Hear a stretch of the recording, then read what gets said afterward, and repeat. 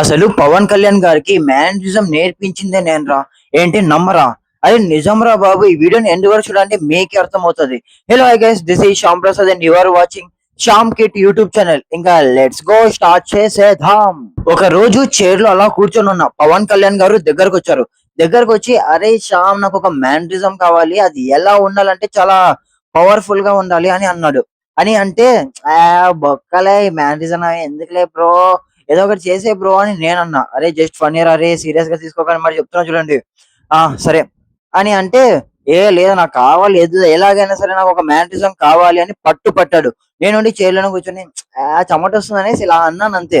Sir ఉండి దగ్గర చూసి, ఇదేదో బాగుంది, ఈ మేనరిజం నేను పక్క ట్రై చేస్తాను అనేసి ఇలా అన్నాడు. పర్ఫెక్ట్ గా సెట్ అయింది. సినిమాలో ట్రై చేశాడు, సూపర్ హిట్ అయింది, పవర్ స్టార్ అయిపోయాడు. అలా ఉంటది మనతోనే. నేను ఏదైనా ఒక్కసారి చెప్పింది చేస్తే సార్ పవర్ స్టార్ అయిపోయారు. ఇది జస్ట్ ట్రైలర్ అమ్మా. ప్రభాస్ గారికి తిండి పిచ్చి ఎలా పట్టింది అనుకున్నారు? నా వల్ల. నేను బక్కగా ఉంటాను కాబట్టి నేను ఎక్కువ తిండి తినను. మా అమ్మ ఏం చేసేదంటే నాకు ఫుల్ గా క్యారియర్ కట్టించి పంపించేది. ప్రభాస్ గారు అప్పుడు నా బెంచ్ మేట్ అనమాట, పక్కనే ఉండేవారు. నేను ఫుల్ గా ఫుడ్ తెచ్చుకునేవాడిని. ప్రభాస్ గారు ఉండి పక్కన ఉండి, అరే ఏం తెచ్చుకున్నావురా ఈరోజు, ఇంత క్యారీ తెచ్చుకున్నావు, నువ్వే చూస్తే ఎంత బక్కగా ఉన్నావు, ఫుల్ గా తినను కూడా తినవు, అంత ఫుల్ గా తింటే నువ్వు బాగా లావు అయిపోతావు అని అంటే, బ్రో నాకు ఇవన్నీ తినడం నాకు చేత కాదులే కానీ నువ్వే తిననేసి ఆ ఫుడ్ ని మొత్తం ప్రభాస్ గారికి పెట్టేవాడిని. ఫుల్ గా తిని తిని తిని తిని బాగా తిండి పిచ్చి బాగా పట్టింది. అప్పుడు కృష్ణరాజు గారికి కూడా తిండి పిచ్చి అనుకోండి, అది వేరే విషయం, అది నాకు తెలియదు. బట్ ప్రభాస్ గారికి మాత్రం తిండి పిచ్చి నా వల్లే పట్టింది, అది మాత్రం నాకు బాగా తెలుసు. అప్పట్లో మరి మా అల్లరి మామూలుగా ఉండేది కాదు. కానీ దేవుడి దయ వల్ల ఆ తిండి పిచ్చి నాకు పట్టలేదు కాబట్టి సరిపోయింది. నన్ను మాత్రం తిను అని చంపలేదు. అది ఆ దేవుడి దయ అంతే. అసలు రామ్ చరణ్ గారికి అంత సిక్స్ ప్యాక్ బాడీ రావడానికి రీజన్ ఎవరు అనుకుంటున్నారు? నేను. పెద్ద సినిమాలో అంత బాడీ రావడానికి రీజన్ నేనే. అంటే మీరు నమ్ముతారా? నమ్మాలి, తప్పదు. ఎందుకంటే నేను చెప్తున్నాను కాబట్టి మీరు పక్కా నమ్మాలి. బుచ్చిబాబు గారు ఒకసారి నా దగ్గరకు వచ్చారు. వచ్చి, అరే నాకు మంచిగా బాడీ ట్రైనర్ ఒకడు కావాలి అని అంటే, ఎలా ఇంక్రీజ్ చేయాలి మొత్తం నాకు డీటెయిల్ గా చెప్పు, నేను ఆ ట్రైనర్ తో నేను రామ్ చరణ్ గారిని బాగా బాడీని మెయింటైన్ చేపిస్తాను అని అంటే, సరే నేను చెప్పిన టిప్స్ నువ్వు ఫాలో అయిపో, నా మాట వినకుండా ఆ ట్రైనర్ మాట వినిపో, ఖచ్చితంగా నీకు ఈ బాడీ నువ్వు ఎలా అనుకుంటున్నావు అలా బిల్ చేపించవచ్చు అని అన్నా. ఆ ఒక్క మాటతో 2 చేతులు జేబులో పెట్టుకొని వెళ్ళిపోయాడు నా దగ్గర నుంచి. దెబ్బకి కొడితే రామ్ చరణ్ బాడీ బాగా ఫిట్ గా చేయించాడు. అంటే అందులో కష్టం రామ్ చరణ్ గారికి కూడా ఉందనుకుంటే అది వేరే విషయం, నన్ను అడగదు, నాకు అసలు తెలియదు అక్కడ ఏం జరిగిందో, ఎలా మరి అంత బాడీ బిల్డ్ చేశారో. బుచ్చిబాబు గారికి అయితే నాకు తెలుసు, ఇద్దరం బాగా ఫ్రెండ్స్, దోస్తులం చిన్నప్పటి నుంచి. అప్పట్లో మరి మేమిద్దరం గోళీలాట ఆడుకునే వాళ్ళం. ఎలా ఆడుకునే వాళ్ళం అంటే, ఒక్కసారి గోలి కొట్టి విన్ అయిపోతే ఏడ్చేవాడు నా దగ్గర. అరే ప్రతిసారి నువ్వే ఆడి గెలుస్తున్నావు, నువ్వు ఇంకా నెక్స్ట్ నుంచి నాతో ఆడుకు, నేను ఓడిపోతున్నాను, నాకు ఓడిపోవడం అంటే చాలా ఇష్టం లేదు నాకు అని అంటే, అప్పటి నుంచి గెలవడం స్టార్ట్ చేశాడు నేను లేనందువల్ల. ఇంకా అప్పటి నుంచి సినిమాలు కూడా బాగా ఇంట్రెస్ట్ పెరిగిపోయి సినిమాలు తీస్తూ, ఉప్పెన సినిమాలో కట్ చేయడం కూడా నా వల్లే కట్ చేశాడు. అది ఎలా అంటే అది నాకు కూడా తెలియదు, అది ఏదో చెప్తున్నాను మీరు వింటున్నారు అంతే. అసలు మహేష్ బాబు గారు అంత గ్లామర్ గా ఉండడానికి రీజన్ ఎవరో తెలుసా? నాకు కూడా తెలియదు, తెలిస్తే చెప్పండి, నేను కూడా అలా మెయింటైన్ చేస్తాను. ఒకసారి రాజమౌళి గారి దగ్గరికి వెళ్ళి, నా దగ్గర ఒక కథ ఉంది, సినిమా పేరు వారణాసి అని అనుకుంటున్నాను, ఈ కథ సూపర్ గా ఉంటది సార్ అని చెప్పాను అంతే. దొంగోడు నా కథ దొంగలించి వారణాసి అని టైటిల్ కూడా నాదే పెట్టేసి మహేష్ బాబు గారితో సినిమా తీస్తున్నాడు.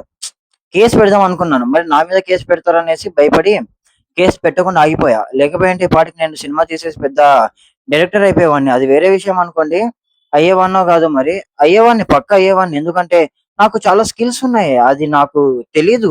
కానీ తెలుసుకున్న తర్వాత నాకు అనిపించింది, నాకు కూడా స్కిల్స్ చాలా ఉన్నాయనేసి. ఇవన్నీ వేస్ట్, పప్పులో కరివేపాకు లాగా ఇవన్నీ. వీటన్నిటికంటే పెద్ద మ్యాటర్ ఏంటో తెలుసా? మీరు మరీ సీరియస్ అవ్వకండి. చాలా ఇది మరి మీకు మెంటల్ ప్రెషర్ ని చాలా ఇంక్రీజ్ చేసేస్తుంది. స్ట్రెస్ మరి పెరిగిపోతే నాకు సంబంధం లేదు, మరి మీరు భయపడతారు చూసుకొని మరి. ఇంకా ఇది విన్న తర్వాత నా జోలికి ఎవరు రారు, ఎందుకంటే ఇది అంత పవర్ఫుల్ అన్నమాట. అసలు కిమ్మామకి బాంబులు ఇచ్చింది ఎవరో తెలుసా? నేను. ఒకరోజు ఫోన్ చేశాడు, నాకు ఈ బాంబులు కావాలి, పెద్ద పెద్ద బాంబులు కావాలి అని అంటే, సరేలే నీకు పెద్ద పెద్ద బాంబులు ఎన్ని కావాలో నువ్వు చెప్పు, నేను నీకు సెండ్ చేస్తాను నేను వాట్సాప్ లో అని చెప్పా.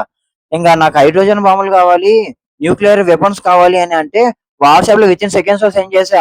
అప్పటి నుంచి మొత్తం న్యూక్లియర్ పవర్ మొత్తం కిమ్మామకు వచ్చింది. లేకపోతే అంత పవర్ ఎక్కడ వచ్చింది నా వల్ల, అది ఎవరు చెప్పడు. ఎందుకంటే నేను చెప్పొద్దని చెప్పా. ఎందుకు మరి అందరికి చెప్తే మరి అందరూ వచ్చి నన్ను అడుగుతారు అనేసి నేను ఎవరికీ చెప్పొద్దు. సీక్రెట్‌గా మెయింటైన్ చెయి. మొత్తం నువ్వే క్రియేట్ చేసావని చెప్పుకో అని చెప్తే సరే అని అన్నాడు.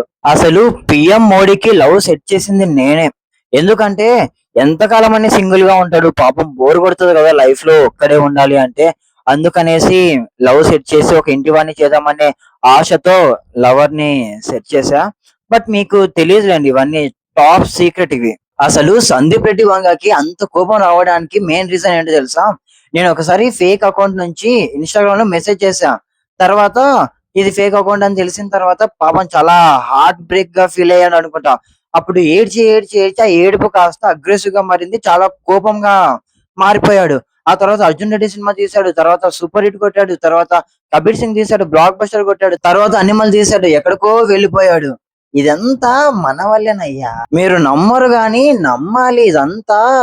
నేను చాలా పకడ్బందీగా ప్లాన్ చేసి మరీ చేశా. వీళ్ళందరి కెరీర్ సెట్ చేసింది నేనే.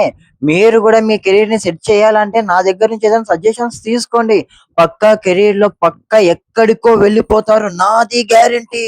తరువాత చనిపోయిన వాళ్ళని ఎలా బ్రతికించాలి అనేది నెక్స్ట్ వీడియోలో చెప్తాను. ఒక 5 మందిని బ్రతికించాను కూడా. అది ఎవరినో కూడా మీకు నెక్స్ట్ వీడియోలో చెప్తాను. మీరు ఆ వీడియోని అసలు మిస్ అవ్వకూడదంటే మన ఛానెల్‌ని సబ్స్క్రైబ్ చేసుకొని రెడీగా ఉండండి. పక్కా, పక్కా అంటే పక్కా మీరు కూడా చచ్చిపోతే నేను బ్రతికిస్తాను. నాది గాదు మీది గ్యారంటీ.